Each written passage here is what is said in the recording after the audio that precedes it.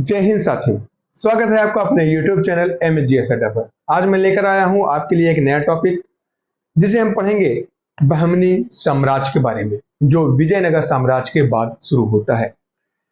देखिए, इब्राहिम लोदी और बाबर के युद्ध से पहले दक्षिण में विजयनगर और साम्राज्य और बहमनी साम्राज्य के बीच भी बहुत सारे युद्ध हो रहे थे। इसी वजह से हम बाबर का टॉपिक को अभी नहीं पढ़ाकर बहमनी साम्राज्य को कंप्लीट कराने के बाद हम आपको नेक्स्ट टॉपिक बाबर के बारे में पढ़ाना शुरू कर देंगे, जिसे मुगल साम्राज्य की स्थापना कैसे होती है, सारी चीजें हम अगली क्लास में डिस्कस कर लेंगे। उम्मीद करता हूं मेरी पिछली क्लासेस आपको बहुत अच्छी लगी होंगी और आज भी आपको बहुत पसंद आएगा।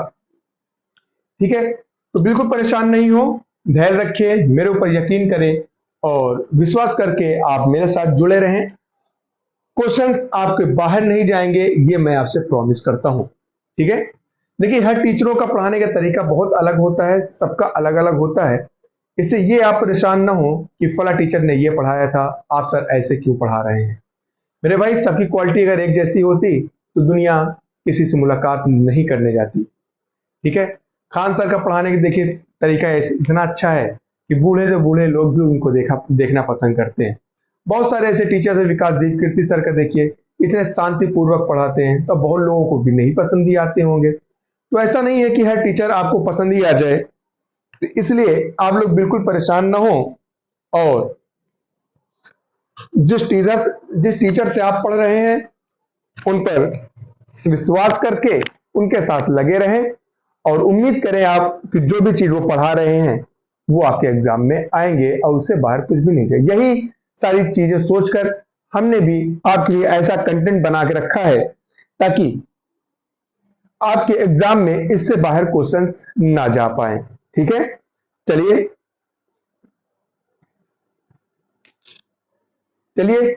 शुरू करते हैं आज की क्लास बगैर देर किए। और मैं बताऊं, मैं जो भी चीज पढ़ा रहा हूं ना, ये मैं बहुत ऐसा नहीं कि मैं बिल्कुल घुसता जाऊं हर चीज बिल्कुल बेहतरीन, ऐसा नहीं। देखिए, हमें क्या करना है, हमें यहाँ पे एग्जाम निकालना है। ठीक है, हम एग्जाम को मद्देनजर रखते हुए, उसको अपने सामने रखते हुए हम उसके बारे में डिस्कस करेंगे, हम उसके बारे में पढ़ना शुरू करेंगे ताकि मेरा एग्जाम क्रैक हो जाए। ठीक है, जब आपको पढ़ाने का कभी मौका मिले कि अगर आपको पढ़ाना है तब आप बिल्कुल पढ़िए, उससे मुझे कोई प्रॉब्लम नहीं है, लेकिन अभी आपका मकसद होना चाहिए कि आपके एग्जाम निकालना है। ठीक है, आइए शुरू करते हैं आज की क्लास बगैर देरी किए। तो आज हम पढ़ेंगे बहमनी साम्राज्य के बारे में। देखिए, बहमनी साम्राज्य की स्थापना सन 1347 में हुई थी और इसने किसने किया था? अलाउद्दीन बहमन शाह ने। ठीक है, अलाउद्दीन बहमन शाह बहमनी साम्राज्य पर 1347 ईस्वी में अलाउद्दीन हसन बहमन शाह ने, जो उनका पूरा नाम है, ने मोहम्मद बिन तुगलक के शासनकाल में ही बहमन राज्य की स्थापना कर दी थी। ठीक है, क्या हुआ था कि अलाउद्दीन बहमन शाह, जिसे अलाउद्दीन हसन बहमन शाह ने, और इन्होंने क्या किया था कि मोहम्मद बिन तुगलक के ही शासनकाल में बहमनी राज्य की स्थापना कर दी थी। सारी चीजें हम डिस्कस करते हुए चलेंगे, बिल्कुल परेशान मत हो आप। आगे देखें कि अलाउद्दीन हसन बहमन शाह ने को जफर खान और हसन गंगू के, जो इसका मूल नाम था, इस नाम से भी इसे जाना जाता है। ठीक है, इसे अलाउद्दीन हसन बहमन शाह को जफर खान और हसन गंगू, जो इसका मूल नाम था, इस नाम से भी इसे जाना जाता है। ठीक है, तो हमने क्या देखा? हमने देखा कि 1347 ईस्वी में हसन बहमन शाह ने, ठीक है, मोहम्मद बिन तुगलक के ही शासनकाल में बहमनी राज्य की स्थापना कर देते हैं और अलाउद्दीन हसन बहमन शाह को जफर खान और हसन गंगू के का मूल नाम है, जो इनके इस नाम से भी इनको जाना जाता है। देखिए, ये जब सिंहासन पर बैठते हैं तो यह अलाउद्दीन हसन बहमन शाह के नाम से ही, अलाउद्दीन हसन बहमन शाह के नाम से ही सिंहासन पर बैठा। ठीक है, इसने सिंहासन पर किस नाम से बैठा? सिंहासन पर ये अलाउद्दीन हसन बहमन शाह के नाम से बैठा। ठीक है, आगे देखें तथा इसने अपनी राजधानी गुलबर्गा को बनाया था।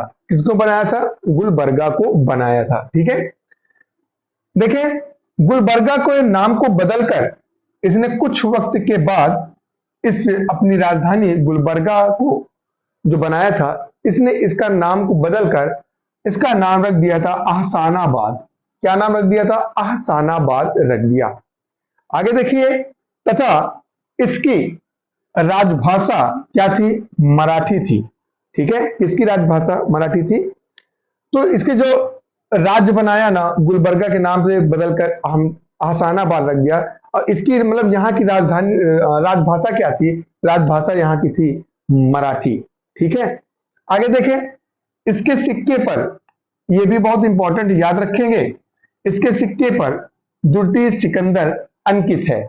मतलब ये सिक्का जो बनता था, इस पे जो लिखा हुआ है ना, वो लिखा है द्वितीय सिकंदर। ठीक है, तो इसके सिक्के, इसके द्वारा जो सिक्का चालू किया गया था, तो इसके सिक्के पर द्वितीय सिकंदर अंकित है। ऐसा माना जाता है कि इसने द्वितीय सिकंदर की उपाधि भी धारण कर ली थी, पर ऐसा प्रूफ कहीं है नहीं, पर ऐसा माना जाता है। ठीक है, इसने संपूर्ण साम्राज्य को 4 तराफों, देखिए एक नया वर्ड आपके सामने आया है, तराफों। तराफों का मतलब होता है प्रांत। ठीक है, तराफों मतलब क्या है? प्रांतों में, जैसे गुलबर्गा, बरार, दौलताबाद और बीदर में इसने अपने संपूर्ण साम्राज्य को विभाजित कर दिया। ठीक है, इसने अपने पूरे साम्राज्य को 4 भागों में बांटा। 4 भागों में उनका नाम है गुलबर्गा, बरार, दौलताबाद और बीदर में इसने क्या कर दिया था? विभाजित कर दिया था, मतलब बांट दिया था। 11 फरवरी 1358 ईस्वी को अलाउद्दीन बहमन शाह की मृत्यु हो गई। यही चीज आप इसको भी याद रखें कि 11 फरवरी 1358 ईस्वी को अहमद शाह, ठीक है, अलाउद्दीन बहमन शाह की मृत्यु हो गई। देखिए, इन्होंने अपने जीवन काल में बहुत बड़ा कुछ काम नहीं किया था। ठीक है, शासन काल इनका ठीक ठाक ही था भाई, 11 साल इन्होंने शासन किया, लेकिन बहुत बड़ा काम नहीं किया था। बस ये किया, इन्होंने अपने संपूर्ण साम्राज्य के विभाजन किया, कई 4 वर्गों में बांट दिया, जो मैंने आपको नाम भी बता दिया है। ठीक है, इसने स्थापना की थी कब? मोहम्मद बिन तुगलक के ही साम्राज्य शासन काल में इसने बहमनी साम्राज्य की स्थापना भी कर दी थी। ये काम किया था। एक नया काम इसने किया था कि गुलबर्गा को राजधानी बनाया और इसने बाद में इसे अहसानाबाद नाम रख दिया, और इसकी राज्य भाषा क्या थी? मराठी थी। बस इतनी ही चीजें आप अहमद शाह, अलाउद्दीन बहमन शाह के बारे में याद रखें, इससे ज्यादा कुछ भी नहीं। ठीक है, आगे देखिए, इनके बाद इनके पुत्र मोहम्मद शाह राजगद्दी पर बैठते हैं, मतलब बहमनी साम्राज्य की गद्दी पर बैठते हैं अपने पिता की मृत्यु के बाद। उनके बारे में आइए हम लोग पढ़ते हैं कि मोहम्मद शाह 1358 ईस्वी को राजगद्दी पर बैठा। क्यों बैठा, कैसे बैठा, सारी चीज हम यहाँ पे डिस्कस करेंगे। देखिए, पिता की मृत्यु के बाद, मतलब पिता कौन? अलाउद्दीन बहमन शाह की मृत्यु के बाद मोहम्मद शाह प्रथम बहमनी साम्राज्य का सुल्तान बना। ठीक है, क्या हुआ कि ये जब सुल्तान बना तो इसके बीच बुक्का प्रथम और मोहम्मद शाह के बीच रायचूर दोआब के क्षेत्र को, दोआब पर अधिकार करने के लिए इन लोगों के बीच में अदोनी का युद्ध होता है, जो 1368 ईस्वी में हुआ था। ठीक है, इन सारी चीजों के बारे में हम डिस्कस करेंगे। और इसी युद्ध में मोहम्मद शाह जो है पराजित हो जाता है और बुक्का प्रथम जो है इससे मुदगल का किला छीन लेता है। ठीक है, फिर मोहम्मद शाह की मृत्यु हो जाती है। इसके बारे में, और उसके बाद फिर 2 राजा शासन करते हैं। ये क्लियर करेंगे कौन कौन से थे। जो टॉपिक है छोटा है, हम उसको क्लियर करते हुए चलेंगे। इससे ज्यादा एग्जाम में कभी नहीं आता, कुछ भी नहीं आता और ना ही कभी आएगा। इसके लिए आप बिल्कुल परेशान मत हो। ठीक है, यहां मेरा मकसद क्या है? एग्जाम को क्रैक करना। अगर आपको ज्ञानी बनना है तो मेरे भाई, मैंने आपको पहले ही बता रखा है, बहुत सारी किताबें हैं, बहुत मोटी मोटी किताबें हैं।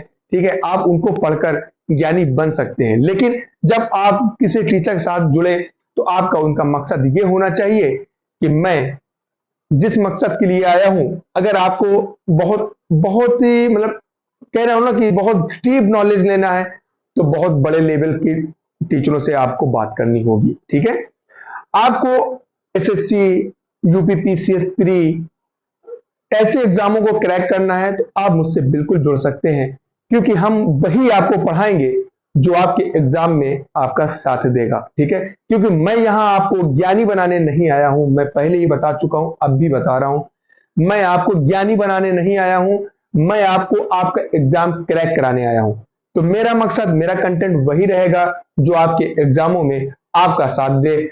आगे आपकी मर्जी, आप अगर मुझसे जुड़ना चाहते हैं तो बिल्कुल जुड़ सकते हैं, मेरे टेलीग्राम से भी जुड़ सकते हैं, MSGS अड्डा नाम सर्च करेंगे, टेलीग्राम भी आ जाएगा। ठीक है, जिसमें मैं करंट अफेयर भी प्रोवाइड करता हूं। व्हाट्सएप ग्रुप 7844085202 पर भी मैसेज करके आप व्हाट्सएप ग्रुप से भी ऐड हो सकते हैं। ठीक है, ऐसे बहुत सारी चीजें हैं। मैंने बताया मुझसे जुड़ रहे हैं तो याद रखें कि हिस्ट्री इस जो मैं पढ़ा रहा हूं इससे बाहर कोई भी एग्जाम में क्वेश्चंस नहीं जाएंगे। इतना यकीन करके आप मुझसे जुड़ सकते हैं। ज्ञानी बनना है तो आप किताबों को भी पढ़ सकते हैं, कहीं भी जा सकते हैं, मुझे उससे कोई भी प्रॉब्लम नहीं है। ठीक है, लेकिन मुझसे जुड़े हैं तो यकीन मानिए आपका एग्जाम रुकेगा नहीं, खासतौर से जो सब्जेक्ट मैं पढ़ा रहा हूं, इतना तो आपको यकीन करना होगा। ठीक है, देखिए मैंने क्या बताया कि मोहम्मद शाह 1358 में बहमनी साम्राज्य की राजगद्दी बैठते हैं अपने पिता की मृत्यु के बाद। इनके पिता कौन? अलाउद्दीन बहमन शाह, जिनकी मृत्यु 1358 में हो जाती है।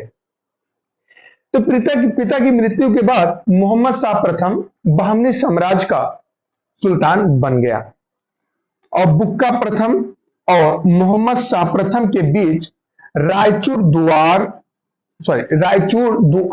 क्या है, रायचूर दुआब पर अधिकार करने के लिए यह हुआ कि बुक्का प्रथम ने यह कहा कि मैं इस क्षेत्र पर अधिकार करूंगा, और मोहम्मद शाह ने कहा नहीं, मैं इस क्षेत्र पर अधिकार करूंगा। इन दोनों को अधिकार करने के लिए इन दोनों साहब लोगों के बीच में युद्ध हो जाता है और इसी युद्ध के 1368 ईस्वी में हुआ। इसी युद्ध को अदोनी का युद्ध हुआ था। ठीक है, कहा अदोनी, किसका युद्ध हुआ था? अदोनी का युद्ध हुआ था। ठीक है, याद रखें, इसी जगह पे युद्ध भी हुआ था। जिसे अदोनी के नाम से भी जाना जाता है। अदोनी का युद्ध हुआ और इसी अदोनी के युद्ध में सबसे पहले मोहम्मद शाह प्रथम ने, ठीक है, किसने? मोहम्मद शाह प्रथम ने बारूद का प्रयोग किया था। ठीक है, मोहम्मद शाह प्रथम ने बारूद का प्रयोग किया। किसके विरुद्ध किया? तो वो है बुक्का प्रथम के विरुद्ध। किस युद्ध में किया? तो अदोनी के युद्ध में सबसे पहले बारूद का प्रयोग किया गया था। किसके द्वारा किया गया था? तो मोहम्मद शाह प्रथम के बारे में। किसके विरुद्ध किया गया था? तो वो बुक्का प्रथम के विरुद्ध किया गया था। किस युद्ध में किया गया था? तो वो अदोनी का युद्ध में किया गया था। किस क्षेत्र को जीतने के लिए या अधिकार करने के लिए बारूद का सर्वप्रथम प्रयोग किया गया था? तो दोआब का क्षेत्र, रायचूर दोआब पर अधिकार करने के लिए मोहम्मद शाह प्रथम और बुक्का प्रथम के बीच बारूद का प्रयोग किया गया था। ठीक है, चलिए आगे देखें। अदोनी के युद्ध में मोहम्मद शाह प्रथम पराजित हुआ। बारूद का प्रयोग इसने किया जरूर, परंतु यह सफलता इसको हासिल नहीं हो पाई। ठीक है, और इस सफलता को ले कौन गया? बुक्का प्रथम। बुक्का कौन थे? ये हरियर का छोटा भाई बुक्का, इन दोनों भाइयों ने मिलकर बुक्का प्रथम, ठीक है, ये बुक्का का बेटा, हरियर दुर्ती का बेटा, ठीक है, लेकिन है कौन? हरियर, और हरियर बुक्का के ही वंश के, मतलब विजयनगर साम्राज्य के वंश का एक शासक था। ठीक है, कौन? हरियर बुक्का जो थे उन दोनों भाइयों में से का उनका बेटा था। ये विजयनगर साम्राज्य का एक शासक था। ठीक है, तो इसने क्या किया? ये जब पराजित कर दिया किसको? मोहम्मद शाह प्रथम को पराजित किया, और बुक्का प्रथम ने इससे मुदगल का किला छीन लिया। मोहम्मद शाह प्रथम की मृत्यु 1375 ईस्वी में हो गई। इसमें 75 में हुई, कब हुई? 1375 ईस्वी में हो गई।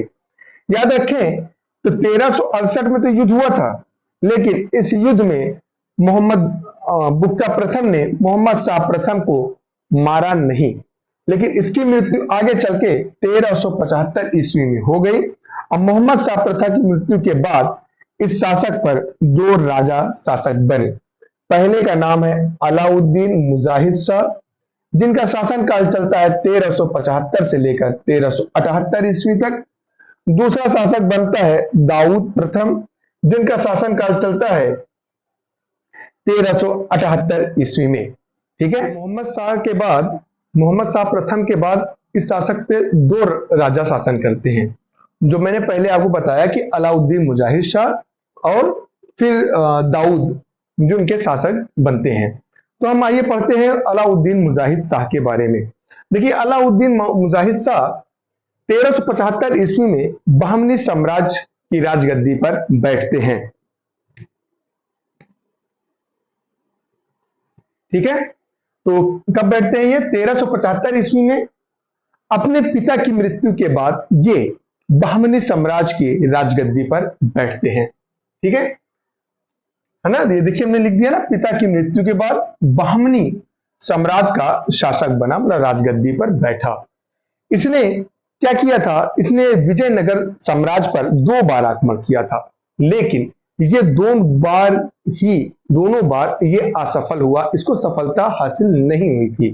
तो भाई देखिए, आगे देखते हैं। इसने विजयनगर पर 2 बार आक्रमण किया, इसका आक्रमण असफल रहा और इसने अपने जीवन की सबसे बड़ी गलती ये की थी, इसने विदेशी अमीरों को अपने राज्य में ऊंचे पद पर नियुक्त करना शुरू कर दिया था, जिसके कारण इसके खुद के अमीरों के अंदर रुष्ट हो गया, मतलब उन्होंने इनसे नाराज हो गए और इन्होंने षड्यंत्र रचकर इसे मार गिराया, अलाउद्दीन मुजाहिद शाह को। और इसके फिर चचेरे भाई दाऊद को बहमनी साम्राज्य की गद्दी पर बैठा देते हैं। जैसे ही ये 1378 ईस्वी में बैठता है, तो इसी की बहन ने, किसकी? दाऊद की बहन ने ही इसे षड्यंत्र रचकर इसकी भी हत्या कर देती है। ठीक है, वही सारी चीजें हम पढ़ेंगे। देखते हैं कि इसने क्या किया। विजयनगर पर 2 बार आक्रमण किया और दोनों बार इसे असफलता ही हासिल हुई। ठीक है, और इसने अपने जीवन की सबसे बड़ी गलती विदेशी अमीरों को उच्च पदों पर नियुक्त किया, जिससे इसके अमीर रूष्ट मतलब नाराज हो गए। ठीक है, और इसका परिणाम यह निकला कि अमीरों ने षड्यंत्र रचकर, ठीक है, अमीरों ने षड्यंत्र रचकर 1378 ईस्वी में इसकी हत्या कर दी। ठीक है, इसकी मृत्यु के बाद अमीरों ने इसके चचेरे भाई दाऊद को बहमनी साम्राज्य का सुल्तान बना दिया, लेकिन ये सिंहासन पर ज्यादा दिनों तक टिक ना सके, क्योंकि इसी की बहन ने इसकी हत्या करवा दी थी। देखिए आगे, तो इसने भी सिंहासन पर ज्यादा दिनों तक न टिक सके, क्योंकि इसी की बहन ने इसकी हत्या करवा दी थी। इन दोनों के मरने के बाद मोहम्मद शाह दुर्ती 1378 ईस्वी में, मतलब दाऊद के हत्या होने के बाद, दाऊद की हत्या होने के बाद मोहम्मद शाह दुर्ती ये बहमनी साम्राज्य की गद्दी पर 1398 पे विराजमान होते हैं और इसे मुजाहिद दुर्ती के नाम से भी जाना जाता है। किसे? मोहम्मद शाह दुर्ती को मुजाहिद दुर्ती के नाम से भी जाना जाता है। ठीक है, क्लियर हो गई बात? यहां तक मेरी बात आपको तक समझ में आ गई होगी, उम्मीद करता हूं। ठीक है,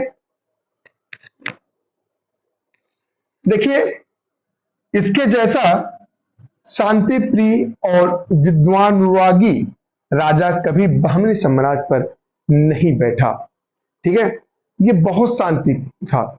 इसने अपने जीवन काल में कोई अच्छा काम भी नहीं किया कि मतलब जिसको हम लोग पढ़ सकें। ठीक है, और ये न कभी जंग किया, न कभी किसी से कोई बहस की, तो हम उसके बारे में क्या पढ़ेंगे? बस इतना पढ़ें कि यह बहमनी साम्राज्य का एक ऐसा राजा था जो बहुत ही शांति प्रिय और विद्वान रागी था, मतलब विद्वान था, बहुत विद्वान था। ठीक है, और इसे किस नाम से भी जाना जाता है? मुजाहिद द्वितीय के नाम से भी इसे जाना जाता है। और इसकी मृत्यु 1397 ईस्वी में हो गई थी। बस इतनी ही चीजें पढ़नी है, इससे ज्यादा कुछ इन्होंने अपने जीवन में कुछ किया ही नहीं, तो मैं इसके बारे में पढ़ूंगा क्या? ठीक है, फिर देखें ताजुद्दीन फिरोज जो 1397 ईस्वी में राजगद्दी पर बैठते हैं। कहाँ के? बहमनी साम्राज्य के राजगद्दी पर बैठते हैं। यह सर्वाधिक विद्वान सुल्तानों में से एक था। क्या हुआ? ये तो बहुत शांति प्रिय और विद्वान रागी राजा था, क्योंकि इसके जैसा राजा कभी बहमनी साम्राज्य पर बैठा ही नहीं। लेकिन ताजुद्दीन फिरोज जो था, ये सर्वाधिक विद्वान सुल्तानों में से एक था। ठीक है, सर्वाधिक विद्वान नहीं था, लेकिन सर्वाधिक विद्वानों में से एक था। इसे विभिन्न भाषाओं का ज्ञान था, ये कई भाषाएं जानता था। ठीक है, विभिन्न भाषाओं का ज्ञान था, जैसे फारसी, तुर्की, अरबी, मराठी, तेलुगु, कन्नड़, ये सारी भाषाओं का ज्ञान था। और ये जो था अपनी पत्नियों से अलग अलग भाषाओं में बात किया करता था। वही सारी चीजें हम यहाँ पे डिस्कस करेंगे। आइए देखते हैं फिर से। यह सर्वाधिक विद्वान सुल्तानों में से एक था और इसे विभिन्न भाषाओं का ज्ञान था। यह अपनी पत्नियों से अलग अलग भाषाओं में बात करता था। इसने फिरोजाबाद की स्थापना भीमा नदी के तट पर की। ठीक है, फिरोजाबाद की जो स्थापना हुई थी वो कहां पर है? तो भीमा नदी के तट पर इसने स्थापना की थी। ठीक है, देखिए आगे। फरिश्ता विद्वान के अनुसार ताजुद्दीन फिरोज को आदि भाषाओं का ज्ञान था। इन भाषाओं का ज्ञान का उल्लेख हमें कैसे मिला, कैसे मिले हमें प्रूफ? तो ये किसके द्वारा? फरिश्ता विद्वान के द्वारा। ठीक है, एक इतिहासकार भी कह सकते हैं इनको कि फरिश्ता इतिहासकार थे। उन्होंने ये बताया था, इसके जो दरबार में ये रहते थे, इनके दरबार में थे, तो इन्होंने ये बताया था कि ताजुद्दीन फिरोज शाह को कई भाषाओं का ज्ञान था, जैसे फारसी, तुर्की, अरबी, तेलुगु, कन्नड़ और मराठी। देखें, यह हमेशा खगोलिकी को प्रोत्साहन देता था, मतलब बढ़ावा देता था। ठीक है, खगोलिकी विज्ञान को। ठीक है, यह हमेशा क्या करता था? प्रोत्साहन देता था, मतलब बढ़ावा देता था। तथा इसने दौलताबाद के करीब एक वैधशाला भी बनवाई थी। इसका मानना यह था कि वैधशाला बनाने से यह है कि जो गरीब हमारी प्रजा है और भी जो भी चीजें, जो सैनिक हमारे घायल होंगे, वो और वहां से जो आसपास के लोग हों, जहां से आते जाते हों, उनको कोई भी चोट लगे, कोई प्रॉब्लम हो, तो यहाँ पे उनका इलाज हो सके, इसलिए इसने एक वैधशाला भी बनवाई। ताजुद्दीन फिरोज शाह ने देवराय प्रथम से 2 बार युद्ध किया। इसने भी विजयनगर साम्राज्य पर युद्ध किया था। ठीक है, और इस युद्ध में देवराय प्रथम को ये हराकर इसकी पुत्री से विवाह कर लिया। और अपने छोटे भाई अहमद शाह प्रथम के पक्ष में 1422 ईस्वी में इसने सिंहासन को त्याग दिया।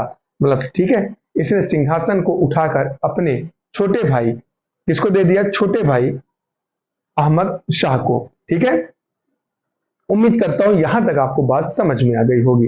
अब हम पढ़ेंगे अहमद शाह के बारे में, जिसका पूरा नाम है शिहाबुद्दीन अहमद शाह। ठीक है, आइए हम लोग अब पढ़ते हैं अहमद शाह के बारे में। तो आप लोगों ने देखा किस तरह से, आप लोगों ने क्या देखा कि किस तरह से ताजुद्दीन फिरोज ने अपने भाई अहमद शाह को अपना सिंहासन सौंप देता है, उनके मोहब्बत में मतलब त्याग देता है। तो अब बहमनी साम्राज्य के शासक कौन बनते हैं? शिहाबुद्दीन अहमद प्रथम। ठीक है, ये राजगद्दी में बैठते हैं कब है? 1422 ईस्वी में, और राज करते हैं 1436 ईस्वी तक। हम आज इनके बारे में पढ़ेंगे, क्लियर करेंगे। इसके बाद कौन कौन राजा बनते हैं, अंतिम शासक कौन है, सारी चीजें आज हम डिस्कस कर लेंगे।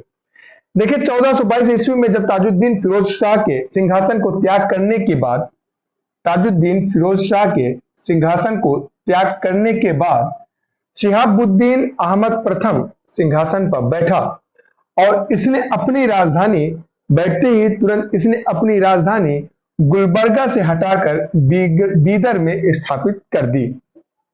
ठीक है, जब ये राजगद्दी पे बैठे तो इन्होंने क्या किया, सबसे पहला काम इसने ये किया कि गुलबर्गा को अपनी राजधानी न बनाकर यहां से हटाकर इसने बीदर में अपनी राजधानी को स्थापित कर दिया।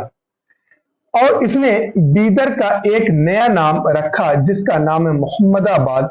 ठीक है, तो बीदर का नाम चेंज करके इसने एक नया नाम क्या रखा, तो नया नाम इसका है मोहम्मदाबाद। ठीक है, और इसका अन्य नाम संत अहमद, किसका, शिहाबुद्दीन अहमद प्रथम का अन्य नाम है संत अहमद या फिर अहमद वली, इसका अन्य नाम है। ठीक है, तो शिहाबुद्दीन अहमद का अन्य नाम संत अहमद या अहमद वली के नाम से भी जाना जाता है। इसका शासक धर्म एवं न्याय के लिए प्रसिद्ध था। ऐसा माना जाता है कि कोई भी शख्स अगर इसके दरबार में आते थे अपना न्याय मांगने के लिए तो उसको न्याय मिलता था। और कोई भी समुदाय के व्यक्ति वहां पे अपने अपने समुदाय को जो भी चीज, जैसे पूजा कर, हिंदू समुदाय के लोग पूजा करते थे, ईसाई वाले चर्च में जाते थे, मुस्लिम मस्जिद में जाके इबादत किया करते, तो सारे में कोई चीज रोक टोक नहीं था। इसलिए इसके शासक को, इसके शासन को, इसका शासक धर्म एवं शासन लिख गया, सॉरी शासक नहीं शासन, इसका शासन धर्म एवं न्याय के लिए प्रसिद्ध था या फिर आप इसका शासक भी कह सकते हैं। ठीक है, इसका शासन काल, ठीक है, नहीं ठीक है, इसका शासन धर्म एवं न्याय के लिए प्रसिद्ध था। ठीक है, और इसकी मृत्यु 1436 ईस्वी में हो जाती है। देखिए आप सोच रहे हो कि इतना छोटा छोटा क्यों, रीजन है क्योंकि इन लोगों ने अपने जीवन काल में बैठे तो लेकिन कुछ किया नहीं। ठीक है, और दूसरी तरीके से एक पॉइंट ऑफ एग्जाम के पॉइंट ऑफ व्यू ये है कि इससे ज्यादा क्वेश्चन अभी तक बने ही नहीं है। जब से एग्जाम्स हो रहे हैं तब से इससे ज्यादा क्वेश्चन बने ही नहीं। ठीक है, आप चेक भी कर सकते हैं, आप रीचेक कर सकते हैं, एग्जामिनर क्वेश्चंस आप उठा के उसमें पता कर सकते हैं। लेकिन मैं झूठ बोल रहा हूं, वो झूठ बिल्कुल नहीं है, मैं आपको बता, क्योंकि मैं आपकी लाइफ से खेलना नहीं चाहता। फिर देखिए शिहाबुद्दीन प्रथम की मृत्यु के बाद अगले 3 शासक बनते हैं। और कितने शासक, 3 शासक।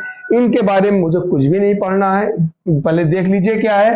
पहला है अहमद शाह दुर्ती जो 1436 से बनते हैं 1458 ईस्वी तक ये लोग शासन करते हैं। ठीक है, कुछ भी नहीं पढ़ना, इन्होंने अपने जीवन काल में सिंहासन की कुर्सी को तोड़ा था। अलाउद्दीन हुमायूं जो 1458 से बैठते हैं 1461 ईस्वी तक ये शासन करते हैं। इन्होंने अपने जीवन काल में सिर्फ सिंहासन के कुर्सियों को तोड़ा है। ठीक है, फिर निजामुद्दीन अहमद शाह 1461 से लेकर 1463 ईस्वी तक शासन करते हैं। बहमनी साम्राज्य की राजगद्दी पर बैठकर वहां के गद्दों को फाड़ा और कुर्सियां तोड़ी। ठीक है, उसके बाद देखिए हम पढ़ेंगे अगला शासक मोहम्मद तिर्ती के बारे में। मोहम्मद तिर्ती देख लीजिए, मोहम्मद तिर्ती 1463 ईस्वी पे बहमनी साम्राज्य की राजगद्दी पे बैठते हैं। या जब बहमनी साम्राज्य पर बैठा तब इसकी आयु सिर्फ 9 वर्ष थी। कितनी वर्ष थी? सिर्फ 9 वर्ष। ठीक है, और इसने अपने शासन काल में ख्वाजा जहां की उपाधि से अपना प्रधानमंत्री महमूद गवाह को नियुक्त किया। उम्र कम होने की वजह से महमूद गवाह ने इसका पूरा भरपूर फायदा उठाया और इसने इसके शासन काल की पूरी ताकत अपने हाथ में ले रखी थी। ठीक है, देखिए आगे क्या है कि इसकी आयु 9 वर्ष थी। इसने अपने शासन काल में ख्वाजा जहां की उपाधि से, ठीक है, ख्वाजा जहां की उपाधि से अपना प्रधानमंत्री महमूद गवाह को नियुक्त किया जो एक ईरानी व्यापारी था। कौन था ये महमूद गवाह? कौन था? ईरानी व्यापारी। कहां गए? ईरानी व्यापारी था। इसने महमूद गवाह को मलिक के तुज्जार की उपाधि धारण की। ठीक है, मलिक के तुज्जार की उपाधि धारण की थी। ठीक, किसने? महमूद गवाह को इसने तुज्जार की उपाधि धारण करवाई थी, मतलब उपाधि दी थी। ठीक है, और उसका प्रधानमंत्री महमूद गवाह ने बहमनी साम्राज्य का विस्तार किया, मतलब फैलाया। ठीक है, और फिर महमूद गवाह ने विरूपाक्ष द्वितीय मतलब विजयनगर के राजा को पराजित करके गोवा और डभोल को इससे छीन लिया। किससे छीन लिया? तो विरूपाक्ष द्वितीय कौन थे? विजयनगर साम्राज्य के राजा। इसको पराजित करके इससे इसने गोवा और डभोल को छीन लिया तथा बीदर में एक महाविद्यालय मतलब मदरसा की स्थापना करके गवा ने स्थापना की। और महमूद गवा ने किसकी स्थापना कराई थी? बीदर में एक महाविद्यालय मतलब मदरसा की स्थापना महमूद गवा ने करवाई, जिसकी इमारत कही जाती है कि 3 मंजिल थी। कितनी? 3 मंजिल। और ये इमारत इतनी बड़ी थी कि इसमें 1000 अध्यापक और विद्यार्थी रह सकते थे। इस विद्यालय में कितना? 1000 अध्यापक और विद्यार्थी रह सकते थे। 1482 ईस्वी में 70 वर्ष की आयु में यहां पे मोहम्मद तृतीय, किसने? मोहम्मद तृतीय ने मतलब इन्होंने 1482 ईस्वी में 70 साल की उम्र में महमूद गवा मतलब अपने प्रधानमंत्री को फांसी पे लटका दिया, क्योंकि कहीं ना कहीं इसको ये सूचना और ये शक होने लगा था कि इसकी वास्तविक शक्ति महमूद गवा के हाथ में जग गई है, तो कहीं ना कहीं आगे चलकर ये हमारे सल्तनत को या हमारे साम्राज्य को खत्म कर सकता है और मुझे मार सकता है। इसीलिए मोहम्मद तृतीय ने महमूद गवा को फांसी पे लटका दिया और सन 1482 ईस्वी में मोहम्मद तृतीय की भी मृत्यु हो जाती है। इसके बाद इसका पुत्र महमूद शाह जो 1482 ईस्वी में बहमनी साम्राज्य की राजगद्दी पर विराजमान होते हैं, बैठते हैं। तो देखिए इस साम्राज्य का अगला शासक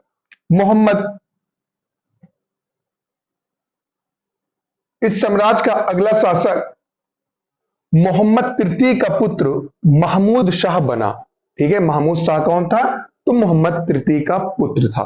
ठीक है, इसकी वास्तविक शक्ति उसके प्रधानमंत्री कासिम उल मुवालिक के हाथ में थी तथा इसकी मृत्यु के बाद इसके पुत्र अमीर उल बरीद के हाथ में चली गई। देखिए अमीर उल बरीद कौन था?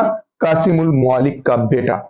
जिस तरह से पूरी शक्ति मोहम्मद तृतीय की पूरी वास्तविक शक्ति इसके प्रधानमंत्री महमूद गवा के पास थी, उसी तरह महमूद शाह जब राजगद्दी पे 1482 ईस्वी में बैठते हैं, इनकी भी वास्तविक पूरे साम्राज्य की वास्तविक शक्ति इनके प्रधानमंत्री कासिम उल मुवालिक के हाथ में थी। और इसकी मृत्यु के बाद इसके पुत्र अमीर उल बरीद के हाथों में चली गई। जब इनकी ये मरते हैं तो इनके पुत्र के हाथ में चली गई। और फिर आगे चल के क्या हुआ कि देखिए ये जो अमीर उल बरीद के हाथों में गई थी, ये आगे चलकर धीरे धीरे 1518 ईस्वी में महमूद शाह की हत्या कर देते हैं और कुछ समय बाद इसकी भी हत्या या फिर मृत्यु हो जाती है। अब इसके आगे हम लोग पढ़ेंगे कलीमुल्लाह के बारे में, जो 1518 ईस्वी में बहमनी साम्राज्य की राजगद्दी पर बैठते हैं और 1527 ईस्वी तक इनका शासन चलता है। इस साम्राज्य का अंतिम शासक के बारे में जानते हैं। बहमनी साम्राज्य में जितने भी राजा हुए हैं, सबसे बड़ी बात यह है इन लोगों ने कोई ऐसा काम किया ही नहीं जिसको बहुत सही तरीके से पढ़ाया जा सके। ठीक है, लेकिन हाँ अब आपको पढ़ने में मजा आएगा कब? जब हम मुगल साम्राज्य के बारे में पढ़ाएंगे। ठीक है, बहुत ज्यादा इन लोगों ने काम नहीं किया। कुछ इनके मरने के बाद साम्राज्य कई भागों में बंट गए, कुछ इन्होंने जैसे विजयनगर साम्राज्य पे आक्रमण किया फिर भी पराजित हुए, ऐसे ऐसे करके बस थोड़ा बहुत ज्यादा काम नहीं किया। इसलिए ये मत सोचिएगा कि बहुत कम कंटेंट में इन्होंने कंप्लीट कर, क्या करूं, ऐसा है ही है। मैं अपने से ज्यादा कुछ पढ़ा नहीं सकता ना, मैं अपने से इतिहास थोड़ी ना बना दूंगा भाई, मैं इतिहासकार थोड़ी नहीं हूं। इसलिए तो आइए पढ़ते हैं कलीमुल्लाह के बारे में। कलीमुल्लाह 1518 ईस्वी में बहमनी साम्राज्य के गद्दी पर बैठता है और यह बहमनी साम्राज्य का आखिरी शासक था। ठीक है, बहमनी साम्राज्य का अंतिम शासक था। इसकी मृत्यु के बाद यह साम्राज्य 5 स्वतंत्र राज्यों में बट गई। ठीक है, देखिए बस और कुछ नहीं पढ़ना है, ये पर आपको याद रखना है इस वंश का अंतिम शासक कौन था और इसकी मृत्यु कब हुई थी? 1527 ईस्वी में। आपको एक चीज पता होगा कि इब्राहिम लोदी और बाबर के बीच जो युद्ध हुआ था वो 1526 में हुआ था, ठीक है। और इसकी जो मृत्यु हुई वो 1527 में। मतलब क्या हुआ? मतलब ये कि जब बाबर भारत पे आक्रमण किया 1526 में इब्राहिम लोदी के खिलाफ, तो इसी के बीच एक वंश चल रहा था, एक साम्राज्य चल रहा था दक्षिण भारत में, जिसे हम बहमनी साम्राज्य के बारे में नाम से जानते थे। इसका जो ये जब बाबर 1526 में आक्रमण किया तो इसके एक साल बाद तक मतलब 27 तक ये बहमनी साम्राज्य था। लेकिन बहमनी साम्राज्य जब खत्म हो जाता है, ठीक है, तो ये साम्राज्य 5 स्वतंत्र राज्यों में बंट गया इसके कलीमुल्लाह की मृत्यु के बाद। वो 5 साम्राज्य स्वतंत्र साम्राज्य कौन कौन से हैं देखेंगे, इनमें कौन कौन राजा ने शासन किया था, ठीक है, किस वंश के थे और उनके संस्थापक क्या थे, यही चीज आपको पढ़ना है और इनके बारे में कुछ नहीं पढ़ना, ठीक है। राज देखिए, राज क्या था? राज था बीजापुर। अब बीजापुर का वंश था आदिल शाही वंश था, ठीक है। आदिल शाही वंश, इस वंश का जो राजा था, संस्थापक था, वो था यूसुफ आदिल शाह। आप रिलेट कर सकते हैं आदिल शाह और आदिल शाही के बारे में के नाम से, ठीक है। आगे देखिए, दूसरा राज्य था जो स्वतंत्र राज था वो गोलकुंडा था। ये किस वंश का था? कुतुब शाही वंश का था और संस्थापक थे कुली कुतुब शाह। इनसे भी आप रिलेट कर सकते हैं कि कुतुब शाह संस्थापक किस वंश के थे? कुतुब शाही वंश के थे। कहां पे थे? तो गोलकुंडा के थे, ठीक है। तीसरा स्वतंत्र राज था बरार, जिसके वंश थे इमाद शाही वंश, ठीक है। संस्थापक जो थे वो फतेह उल्लाह इमाद। देखिए, इमाद से आप इमाद शाही को रिलेट कर सकते हैं, ठीक है। आगे देखिए, चौथा था अहमदनगर।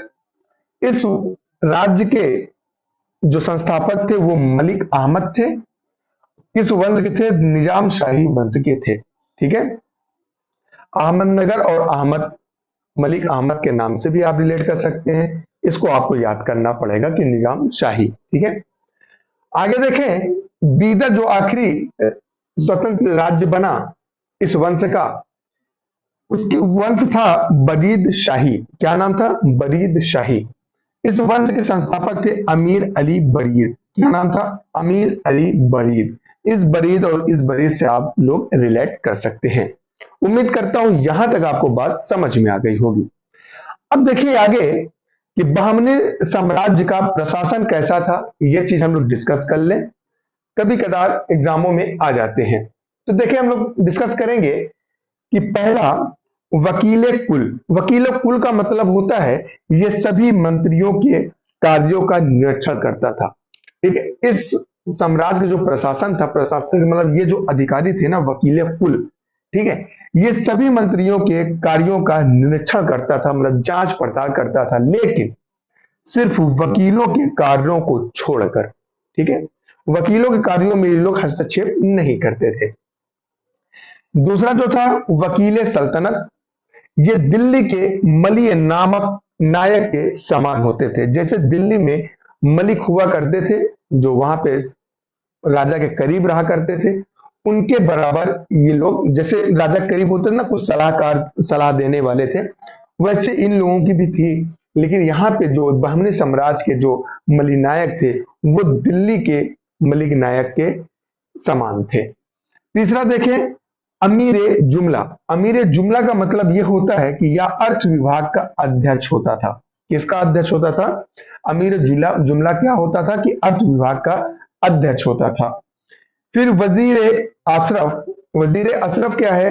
विदेश नीति एवं दरबार संबंधी कार्यों का निष्पादन करता था, ठीक है।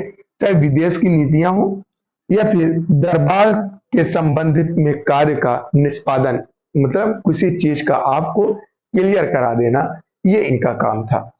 लास्ट में जो एक 5वें नंबर पे है, सॉरी अभी लास्ट नहीं है, 5वें नंबर पे जो है नाजिर। नाजिर का मतलब होता है या अर्थ विभाग से संबंधित था, ठीक है। किससे संबंधित था? अर्थ विभाग से संबंधित था। तो छठवां देखें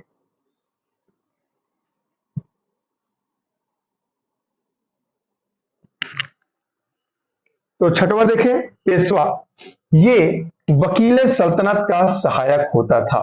ठीक है, मतलब सल्तनत का जो वकील होता था ना, उसकी ये लोग सहायता करते थे, मतलब कोई प्रॉब्लम होती थी उसकी सहायता करते थे। कौन?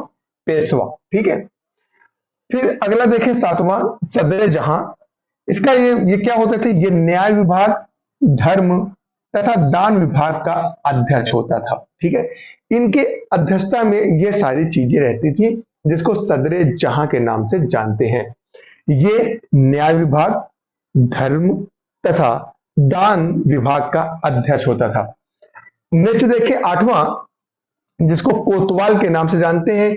इसके बारे में तो आप पता ही चल गया होगा, कोतवाल का मतलब होता है पुलिस अधिकारी होता था। ठीक है, ये नगर का मुख्य पुलिस अधिकारी होता था। कोतवाल का मतलब तो समझते हैं ना कि कोतवाल आ गया भाई, पुलिस अधिकारी आ गया, पहले लोग कोतवाल के नाम से जानते थे। ठीक है, फिर एक देखिए हमने स्टार करके लिखा है साखे खेल, यह एक विशेष अंगरक्षक सैनिक दल था। विशेषकर, ठीक है, विशेषकर यह एक विशेषकर अंगरक्षक सैनिक दल था, जो सुल्तान के महल तथा दरबार की सुरक्षा करते थे। इनका काम क्या था? इनका काम था कि सुल्तान की सुरक्षा करना, सुल्तान के महल की सुरक्षा करना तथा सुल्तान के दरबार की सुरक्षा करना इनका कर्तव्य था। किसका? साके खेल का। ठीक है, खेल से आप समझ सकते हैं कि खेल क्या हो सकता है। आप जंगे की जा सकती है खेलों में, खेलों में दरबार में खड़े होकर आप किसी को देख सकते हैं, किसी से कोई भी प्रॉब्लम हो तो मतलब एक तरीके रिलेट कर सकते हैं, किसी से जंग करना वो खेल के हिसाब से रिलेट कर सकते हैं आप। ठीक है, कि हम लड़ाई कर रहे हैं तो खेल रहे हैं, तो ऐसा ऐसा कोई विभाग जिसे आ जाए एग्जाम में, साके खेल का मतलब क्या होता है, तो एग्जाम में आ जाए सुल्तान के महल की रक्षा करना या दरबार की सुरक्षा करते थे, या विशेषकर अंगरक्षक दल होता था। तो इसमें से कोई भी आंसर आप लगा सकते हैं। आगे देखें, यह 4 विभागों या नौबत में विभाजित था। ठीक है, कितने? 4। इसका मुख्य अधिकारी सरे नौबत था। अब आप पूछेंगे सर ये 4 विभाग बता दीजिए, तो मेरे भाई इसको जानने की कोई जरूरत नहीं है। ठीक है, आपके एग्जाम में कभी नहीं आते हैं, नहीं कभी आएंगे, बस इतना जान ले ये 4 विभागों में या नौबत में विभाजित था। क्या नाम है? इसके लिए परेशान बिल्कुल ना हो आप। ठीक है, और इसका मुख्य अधिकारी सरे नौबत होता था। उम्मीद करता हूं बस आज की क्लास यहीं तक, क्योंकि इससे ज्यादा आपको बहमनी साम्राज्य के बारे में कुछ भी नहीं पढ़ना है। नेक्स्ट क्लास में हम लोग हमला लेकर आएंगे आपके लिए एक नया टॉपिक, जिसमें हम मुगल सल्तनत के बारे में पढ़ेंगे, बताएंगे कि बाबर किस तरह से किसकी दावत को कबूल करके भारत में एंट्री करता है और इब्राहिम लोदी को मार गिराता है। इससे पहले वाली क्लास में विजयनगर साम्राज्य से पहले मैंने ये बता रखा है कि किस तरह से इब्राहिम लोदी को मारने के लिए बाबर को आलम खां और दौलत खां ने निमंत्रण दिया था। ठीक है, आप आइए, तो बाबर आता है और 1526 में पानीपत का प्रथम युद्ध में इब्राहिम लोदी को मार गिराता है। उम्मीद करता हूं आज की क्लास आपको अच्छी लगी होगी और नेक्स्ट क्लास के लिए भी आप तैयार रहिएगा, क्योंकि हम बाबर के बारे में पढ़ने वाले हैं। ठीक है, चलिए मिलते हैं नए उमंग नए जोश के साथ। तब तक लिए आप अपना ख्याल रखें, चैनल को लाइक शेयर सब्सक्राइब जरूर कर दिया करो भाई, क्योंकि बहुत मेहनत लगती है, मैं आपके लिए तो परेशान हो रहा हूं। ठीक है, उम्मीद करता हूं क्लास अच्छी लगी होगी। ठीक है, जय हिंद, जय भारत।